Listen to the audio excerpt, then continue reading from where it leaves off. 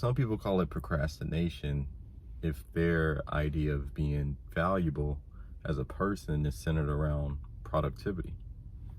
And I don't think that even doing that action to complete the task that you want to complete will guarantee you quality. I was working on this problem where I couldn't figure out why my integrations wasn't working.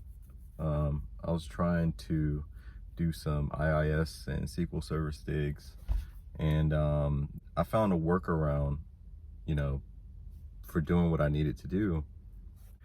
And it made me realize that I wouldn't have been able to find the workaround unless I just sat there and experimented with different configurations, different methods of introducing my code in the environment.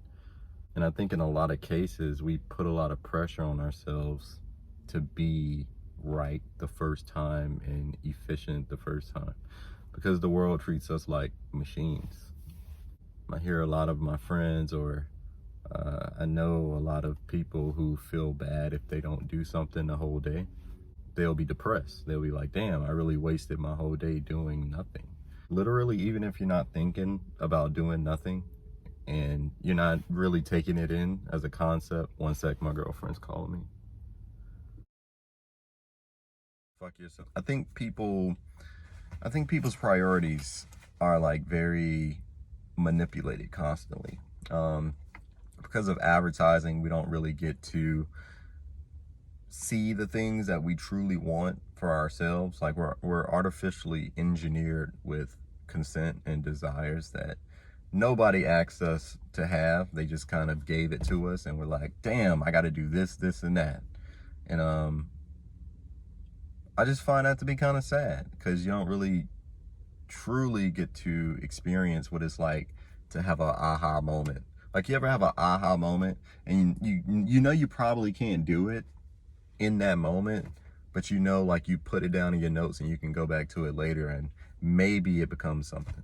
A lot of people don't have those moments. I ask people in my life, have you ever like came up with an idea and just jotted down in your notes? And they looked at me like, what? But I think that's a pretty normal thing to want to do if you have something that you need to work on later on, right? Because it was through thought that I learned that a lot of people just want you to give them exactly what they ask for. And the thing that they ask for is always going to be the thing that you most likely know how to implement in their life, or how to introduce it, or how to be a part of it, but you're dealing with your own ego and you're dealing with your own systems within yourself that don't allow you to be quite effective as you think. My stepmom was talking to me about, things that I want to achieve in my life, legacy wise, because my dad's side of the family, they're very, I'm not going to say, they like nice stuff, and I don't like nice stuff, so I'm kind of weird to them. They're like, and I get it. I'm a very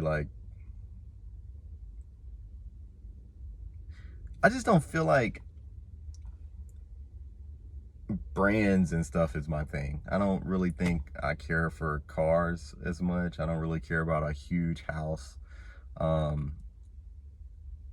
don't know, it just feels kind of manufactured in a sense. I think the need to be productive in America is manufactured, because they manufactured individuality within us as well, especially during the 80s, where everybody had to deal with the construct of personal responsibility, the idea that it's your fault if you aren't able to get yourself to a certain point within the West with all of the utilities that you have around you that should serve in your favor.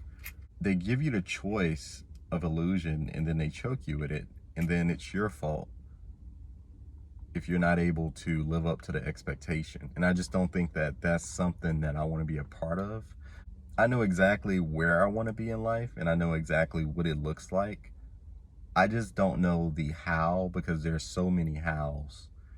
And I'm getting to a point where I've mastered the side of my life that requires like procedural knowledge. Tech is one of those things where if you study enough or you experiment enough in your own environments, or you lab or you write your own code so you can be a rock star at work, you're going to be a rock star at work. And that's the secret that a lot of people won't tell you about the tech world. Yes, you're going to start off at help desk, but real IT, in my opinion, is the mid-level to senior level roles. Help desk is kind of like the filter. It's like the Amazon warehouse of IT, or I won't say computer science. I don't really know what the churner is for computer science in regards to career occupations, but people in the world just need to give themselves time to develop.